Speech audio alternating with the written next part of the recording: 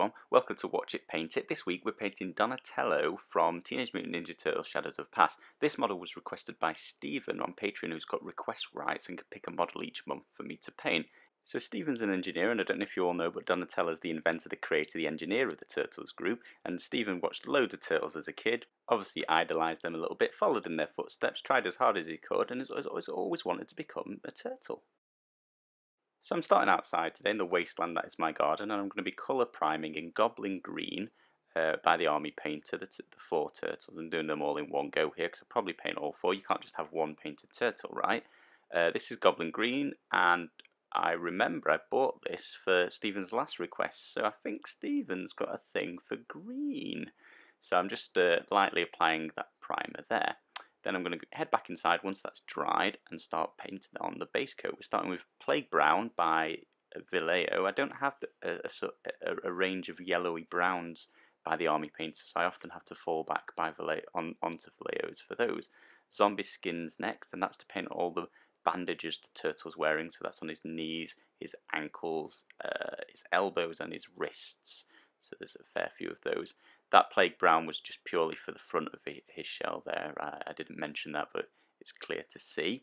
For everything I've painted so far, I've just been using my Army Painter Regiment brush. It's fairly big chunks to paint, so it's quite easy to get. And it's just a base coat, so I can tidy this up with the shader and the highlighting that will follow up after this. So I'm adding extra coat to both these colours, and I will be for Leather Brown as well off camera.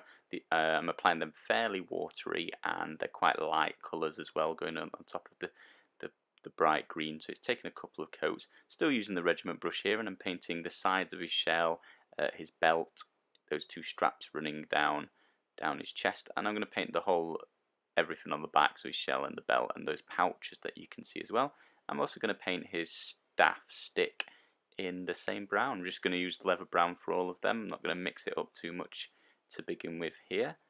You can't see the shell from behind on the artwork, and in hindsight I would paint the back of the shell darker. I think just a darker brown, so Dirt Splatter by the Army Painter or any of the darker browns by Vallejo that I would normally use. Royal Purple's the purple I'm going to use. It's the only purple I've got. This is by Vallejo. I'm switching down to my detail brush, and this is just to paint on his bandana. My recollection of the turtles is their armbands, all those bandages I painted them before were the same colour as the mask, but not in this Shadows of the Past game. So is that the English version? Those are just the cartoon version. I guess this is based on the comics, which I've never read, unfortunately, so I should have done my research. I'm just painting his eyes there, and that's just using the white primer by Vallejo, just giving them a cartoony look and feel there. I'm not going to bother with any pupils on those. I like how they look straight away. Claymore blade there by the Army Painter. That's the light metallic silver that I use, and that's for the buckle on his straps and some bolt looking pieces on his belt.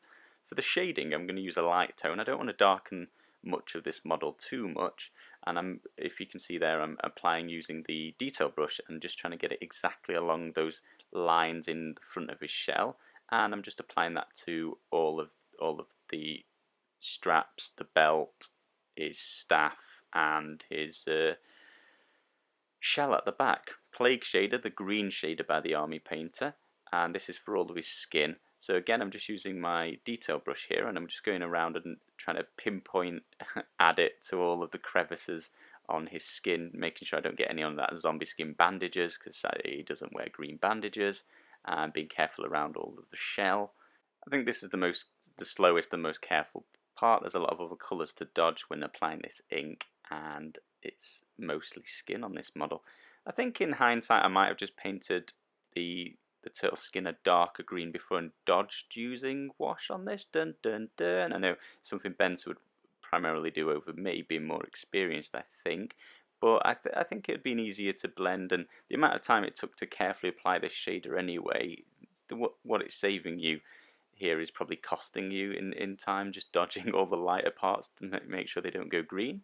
That's that done anyway, and we're going to move on to the deep shader now, and this again, using pinpoint accuracy as best I can to not, although this one doesn't matter too much if it seeps from the bandages onto his skin slightly, because it'll just darken it around the bandages as opposed to staining it green. So I'm just applying it to his staff as well, So just his bandages and his staff, adding a little bit to his belt there as well, just darkening that up across his shell.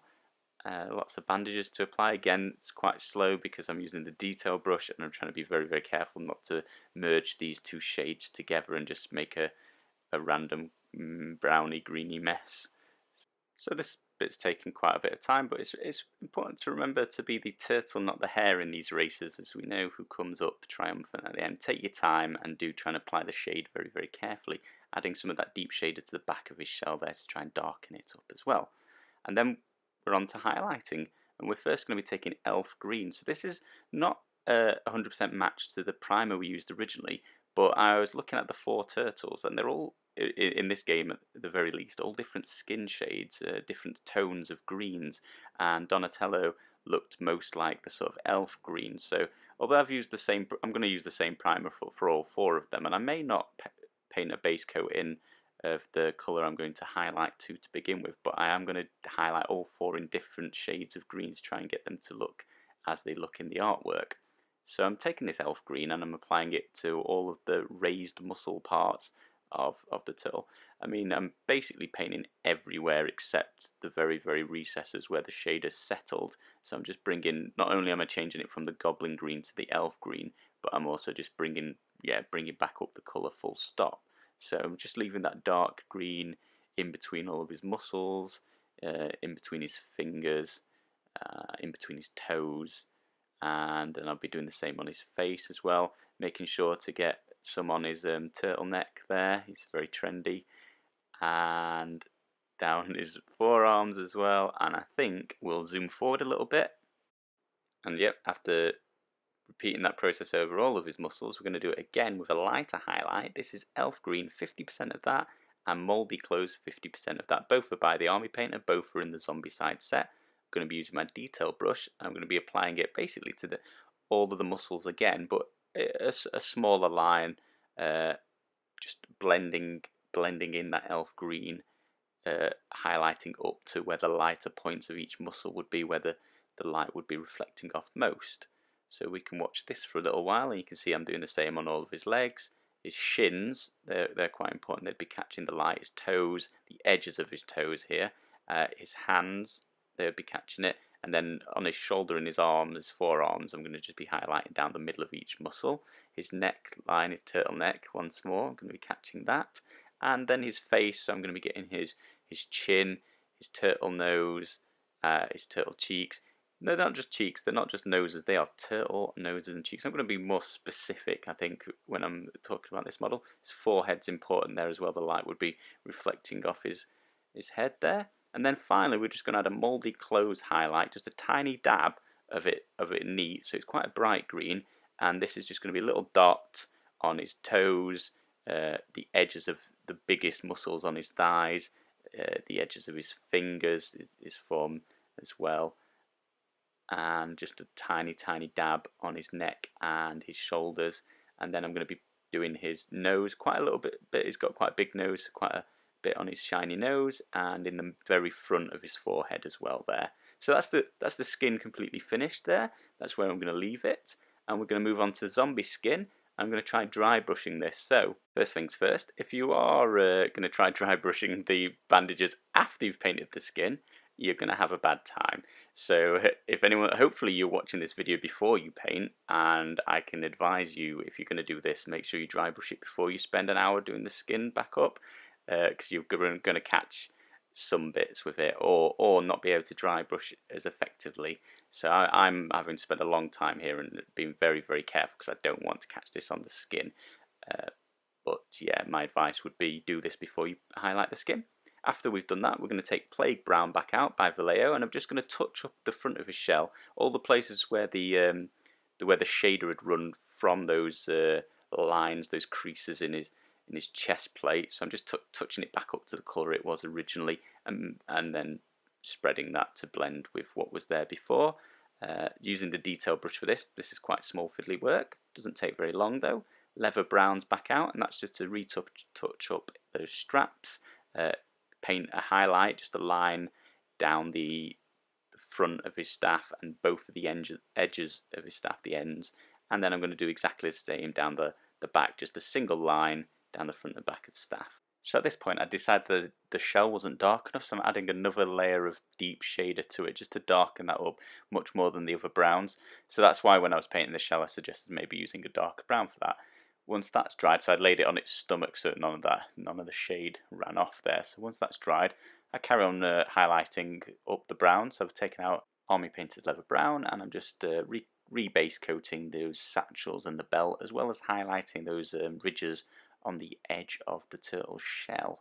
After that I'm going to use Khaki by Vallejo, and this is to add the final highlight to those browns. So I'm just going along the belt and painting the very top edge of the belt and a couple of pieces of details that you can find on the belt, and then on the satchel I'm painting all the edges, so the flap and round the outside, and the back of the belt's at the top as well.